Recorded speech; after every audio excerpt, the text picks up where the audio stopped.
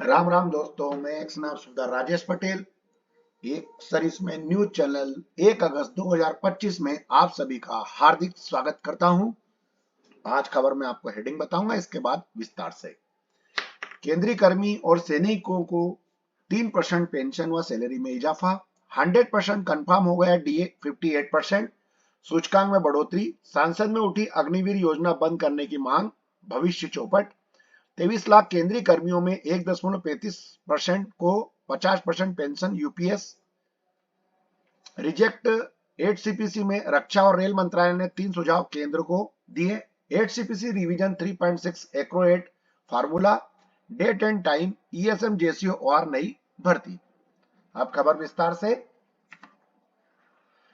Consumer price index industrial worker और base 2016 से 100% का इसके अंदर वो बताया गया है कि डीए कब कब कितना कितना बढ़ा है।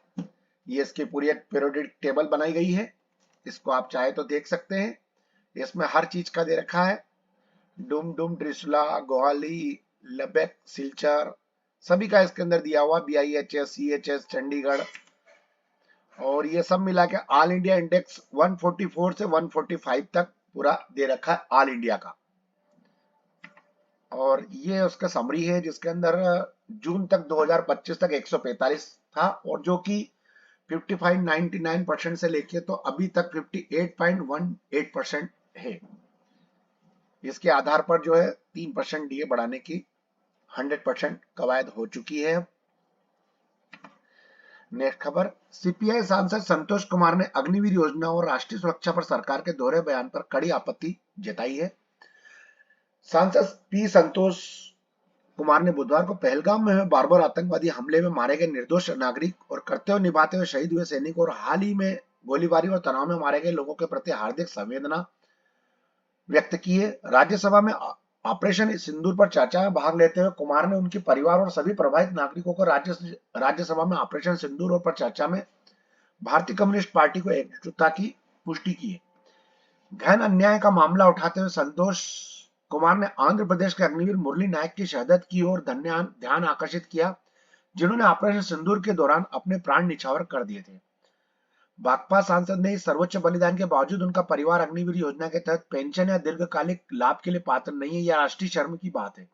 अग्निपथ भर्ती योजना न केवल हमारे सैनिकों के बलिदान का अपमान करती है, बल्कि हमारे सशस्त्र बलों में ढांचे को भी कमजोर करती है। उन्होंने तत्काल इस सेवा को बंद करने के लिए कहा है। 1 लाख से अधिक स्वीकृत व्यक्तियों को सार्थक, सुरक्षित और सम्मानजनक तरीके से भरने का आह्वान भी किया है। नेक्स्ट खबर। केवल 1.35 केंद्रीय कर्मचारी एकीकृत पेंशन योजना का विकल्प चुनते हैं, जानिए क्यों। 20 जुलाई 2025 तक एनपीएस में नामांकित लगभग 23 लाख 2.3 मिलियन कर्मचारियों में से केवल 30,990 कर्मचारियों ने यूपीएस की चुना है, जो कि केवल 1.35% की भागीदारी दर को दर्शाता है। केवल 1.35% केंद्रीय कर्मचारियों ने यूपीएस का विकल्प चुना है। आरटीआई किससे पता चला है कि एनपीएस से नए पेंशन मॉडल में बहुत कम बदलाव हुआ है। यूपीएस की शुरुआती खराब स्वीकृति के बाद समय सीमा सितंबर तक बढ़ा दी गई है, और 20 जुलाई 2000 तक भागीदारी दर्शाता है। इतनी ठंडी प्रक्रिया क्यों है? नीति निर्माताओं की उच्च अपेक्षाओं और यूपीएस की सुनिश्चित लाभों पर बार बार जोर देने के बावजूद एनपीएस आच्छादित कर्मचारियों में से केवल 1.35% नहीं ही स्विच करने का विकल्प चुना है। शेष पात्र कर्मचारी या एनपीएस के लचीलेपन और कर लाभों से संतुष्ट है या नए हाइब्रिड मॉडल को लेकर संशय है। नेक्स्ट खबर। 8 पे कमीशन सांसद में 8वें वेतन आयोग पर पूछे गए 3 सवाल, तिथि और समय सीमा पर मिला ये जवाब।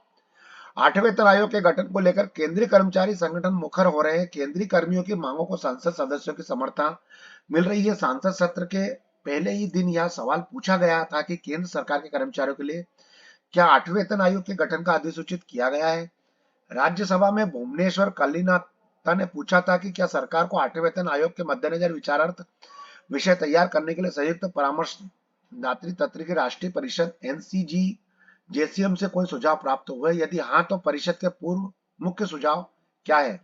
8वें वेतन आयोग के लिए जेसीएम की तरफ से सिफारिश का एक पिटारा सरकार को सौंपा गया है। इसमें 5 वर्ष में पेंशन वृद्धि और डॉक्टर एक्रोयाट फार्मूले के बदलाव ऐसे कई अहम सुझाव दिए गए हैं। रेल और रक्षा उद्योग के कर्मियों के हितों के लिए विशेष सुझाव की प्रति सरकार को दी गई है। जॉब फेयर है एक्सक्लूसिव फॉर एक्स सर्विसमैन 2 अगस्त को Saturday NIE LIT Delhi centre Janakpuri के अंदर। ये इसमें मैटर ग्रेटर दे रखा है कि job for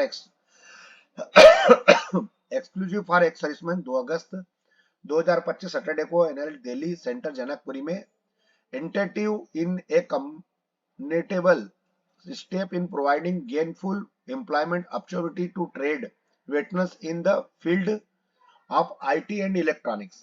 The job for will witness the partition of the server reputed के बारे में दिया हो, बाकी आप इसको पूरा पढ़ सकते हैं। All eligible and interested ex-servicemen are strongly encouraged and to attend the event के बारे में कहा गया है कि जो भी इसको स्ट्रांग वो कर सकता है इवेंट, और इसमें update resume course competition certificate सब इसके अंदर अपने साथ में लेके जाना है, और इसमें इंटरेक्शन ऑफ रिक्रूटर होगा, और इसमें IT एंड इलेक्ट्रॉनिक्स के बारे में फील्ड के बारे में ज्यादा है वैकेंसियां। तो आप लोग इस वैकेंसी में जो भी हमारे भूतपूर्व सैनिक भाई हैं जैसे सिग्नल के हैं, EME के हैं, और भी एक्स्ट्रा जो कोर्स करके रखे रहते हैं वो इसके अंदर फॉर्म भर सकते हैं। बहुत अच्छी वैकेंसी है ये, और जरूर है कि आप जाएं वहां पर जनकपुरी में। जो दिल्ली के आसपास के बंदे हैं अपना, जैसे उत्तर प्रदेश के हैं कुछ, जैसे फरुखाबाद फैजाबाद के पास के, इसके बाद में उधर नजदीक अपना उत्तराखंड के गढ़वाल के हैं, तो ये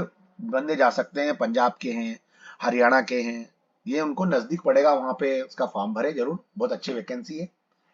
बस दोस्तों मेरे पास आज न्यूज यहीं तक थी। आपका दिन शुभ रहे। जय हिंद, राम राम।